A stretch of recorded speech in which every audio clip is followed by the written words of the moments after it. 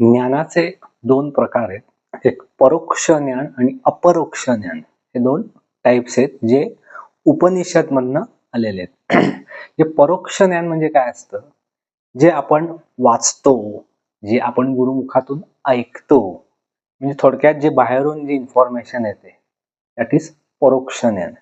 आणि अपरोक्ष ज्ञान म्हणजे काय, जे ग्रंथ किंवा ऐकून असं नाही, त्याच्या पलीकडचं असतं, ते जे साधना करून मिळवलं जातं, जे आतून तुम्हाला स्फुरून जे येतं, जे कदाचित ग्रंथांच्या पलीकडे असेल, सगळ्यांचे जे सांगितलं त्याच्या पलीकडे असेल, ज्यात नवीन असेल, ते असतं अपरोक्ष ज्ञान.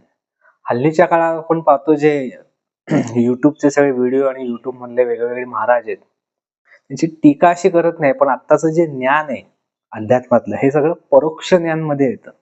म्हणजे जे वाचलंय, जे ऐकलंय, त्यातनं जे समजलंय, त्यातनं थोडं थोडं काय काय कळलंय आणि थोडंसं ऍड झालंय, सगळं परोक्ष ज्ञान जे दिलं जातं. पण खरं जे ज्ञान असतं ते अपरोक्ष, जे साधना करूनच मिळवलं जातं, कमवलं जातं.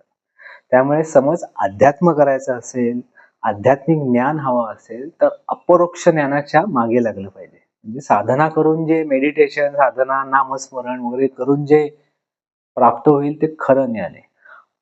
परोक्ष ज्ञानाचं महत्व आहे की सुरुवातीला समज एखादा विषय आपण इंट्रोड्यूस करतो, समजून घ्यायचा आहे म्हणल्यावर आपण एखादा व्हॅलिड असा ग्रंथ आपण तो वाचू, की आपण सत्संगाला जाऊ, यातनं गोष्टी, एखादा विषय त्यातला असे आपल्याला कळेल. पण त्याच्यानंतर साधना करून अपरोक्ष ज्ञान हे झालं पाहिजे, हे महत्वाचं आहे.